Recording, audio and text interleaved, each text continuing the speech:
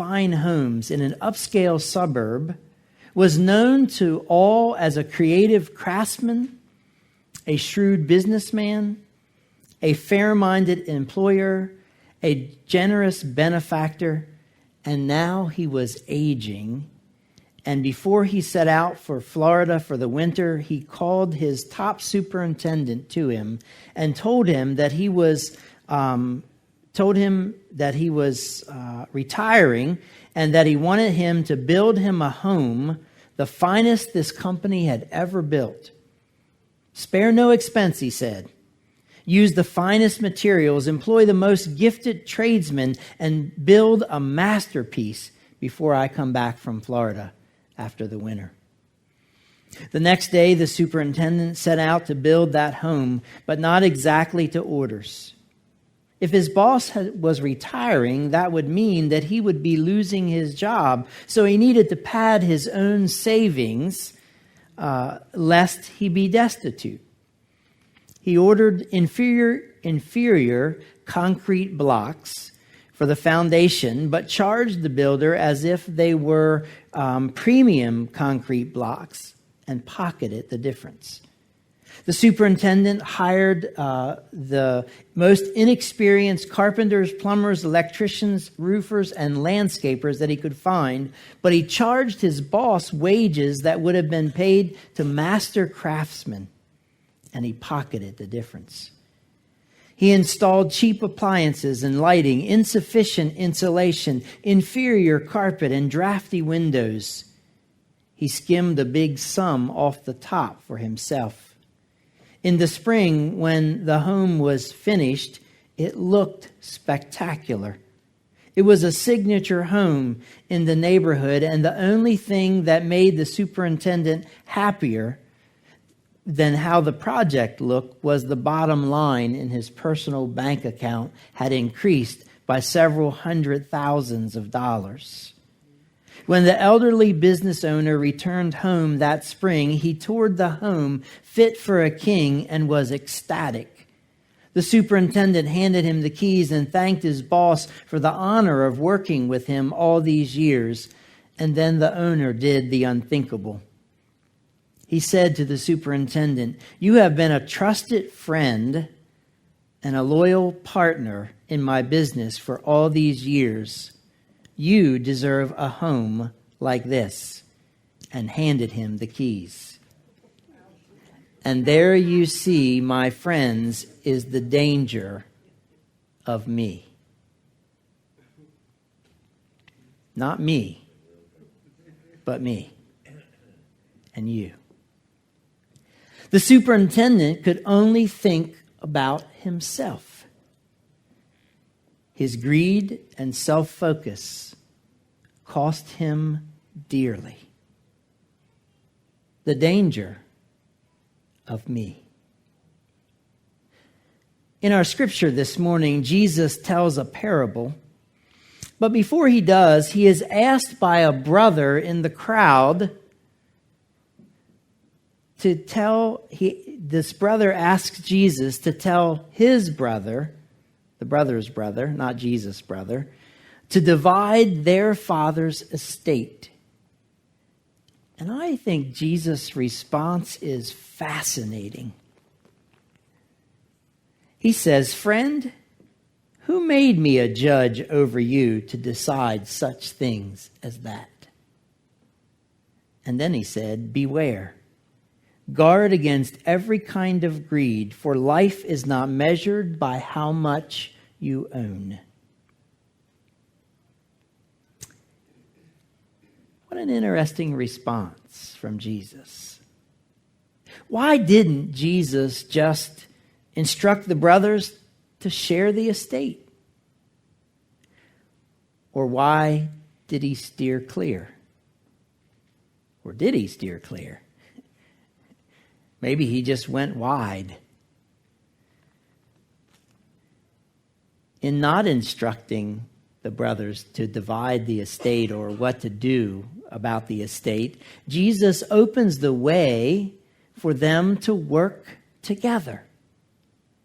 And in working together, they have the possibility of thinking about the other.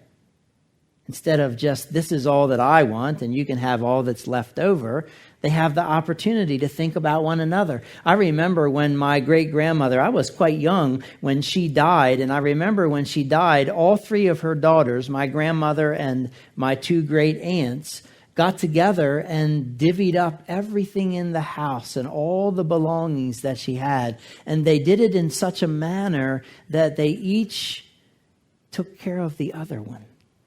And they asked questions about, would you like this, or how would you use this? And it wasn't just, well, okay, this is yours, and then this is yours, and this is yours. They went through this really thoughtful process about all that was there.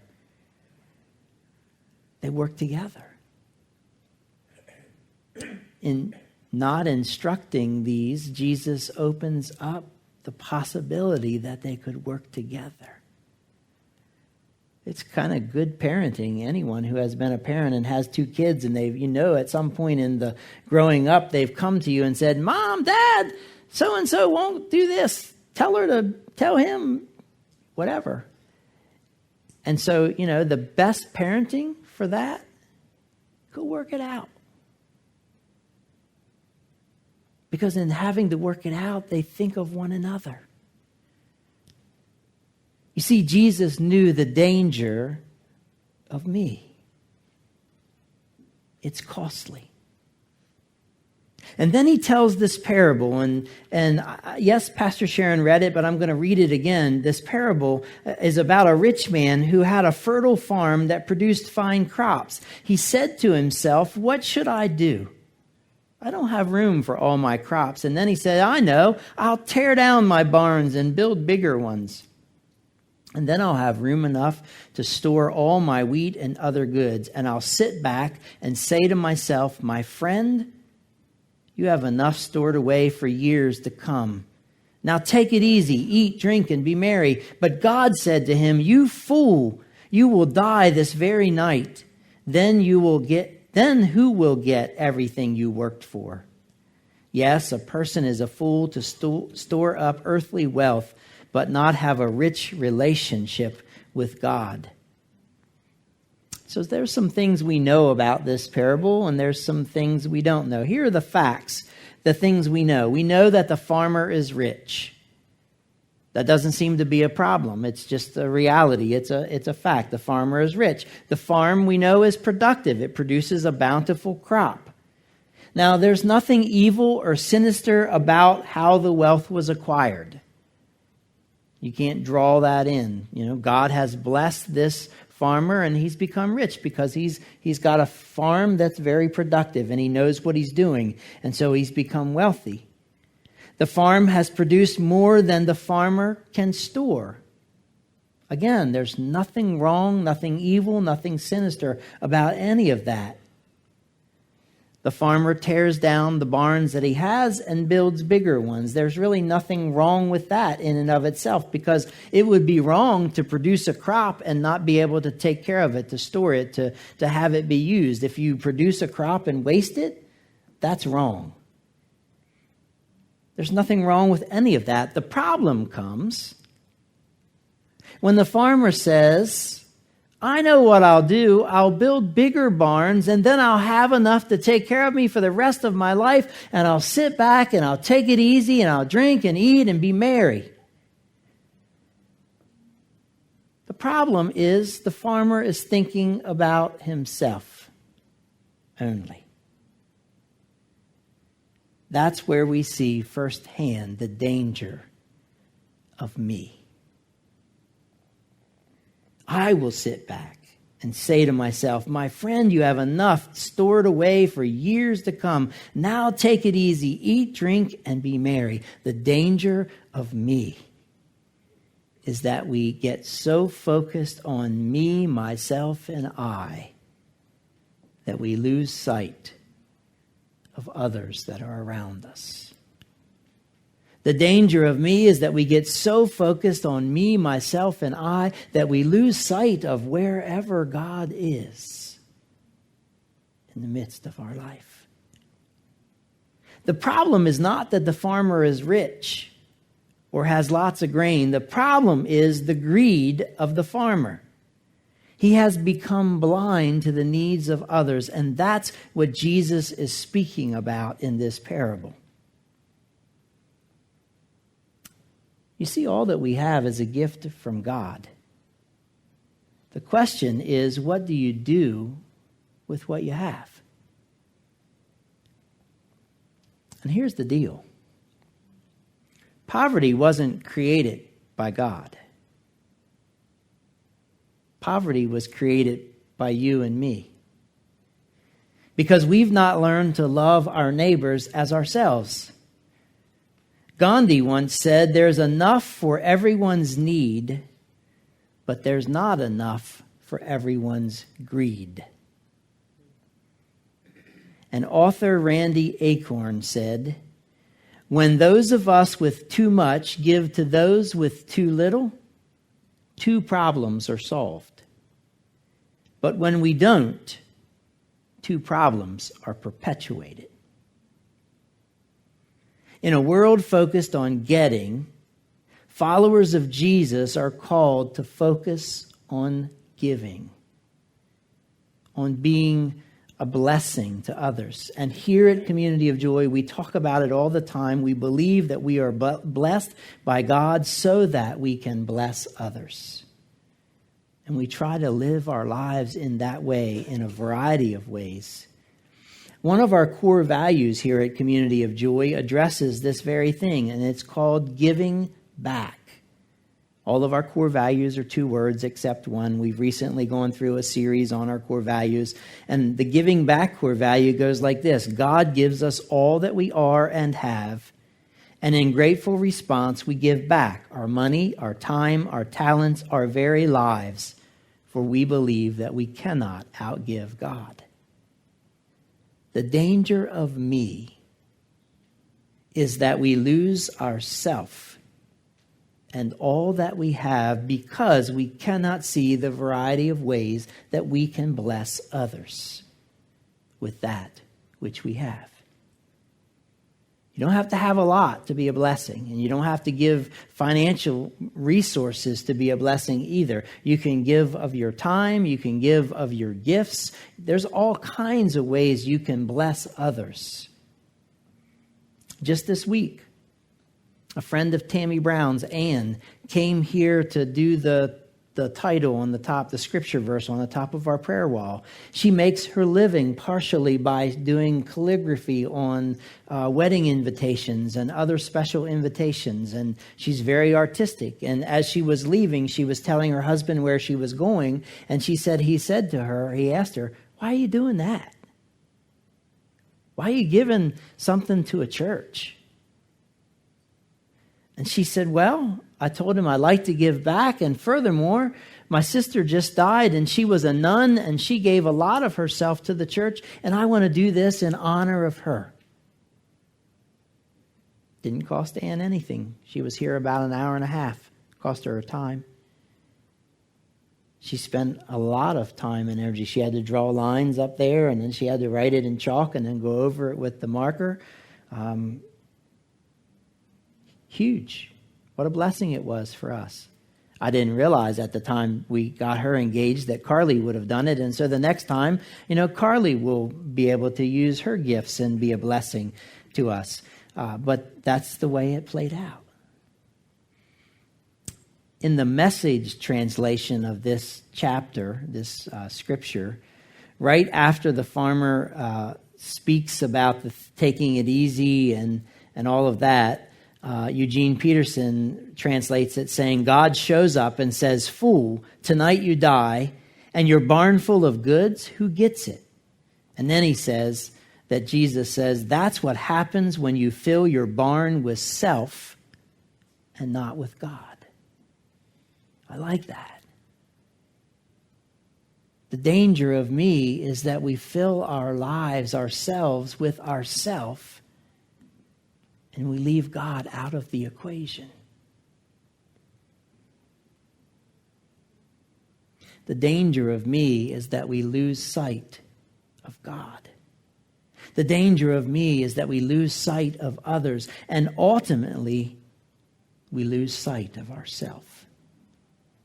We lose ourselves. There was a cab driver who was sitting in front of a Philadelphia hotel one Sunday morning thinking and praying because the day had not been particularly good and he needed to make $60 a day to pay for the daily rental on the cab. And he was wondering where in the world this $60 was going to come from because it had been a very slow day. He was thinking, as he was thinking and praying about this situation, he knew that he could lose his cab and his livelihood if he didn't come up with the money in a very short order. Just then, a young woman got in his cab and said to him, "I know that this ride that I'm about to ask you to take me on is going to cost $25, but I only have $15. Will you take me for $15?" And she said, "I work for a charity, and that's all they gave me for the cab fare." The cab driver thought about it for a minute and said to himself, "I'm probably going to lose my cab anyway, so why not help someone else have a good day?" And he agreed to take her for $15. When they arrived at the destination, the lady paid her $15 fare and then reached into her pocketbook and got out a $100 bill and gave it to him and said to the driver, "The 15 was the charity's money. The 100 is my money. God told me that you needed it." You see, brothers and sisters, when we stop focusing on me, we see God. We hear God. We can be used by God. And we see that happen in our lives again and again whenever we stop focusing on me.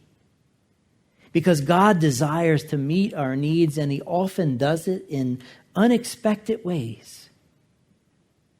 You see, the danger of me is that we will miss God altogether.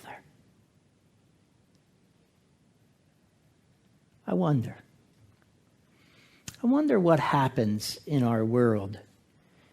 I wonder what happens in our lives when we stop seeing a need and asking ourselves, how much could we spare? And start, when we see the need, asking, how much would it take? Do you hear the difference? You see, brothers and sisters, there's a danger of me. And that danger is that I'll get so focused and fill my life with me to the point that I push God out. And when I stop focusing on me, I open up the possibility of seeing God in all kinds of ways. He's there. May each of us open our eyes and see God this week in powerful ways at work in our lives and through our lives in the world. I tried to be short this morning because my foot was hurting when I was preparing this, and I didn't know how standing, and I didn't really want to sit. So anyhow, what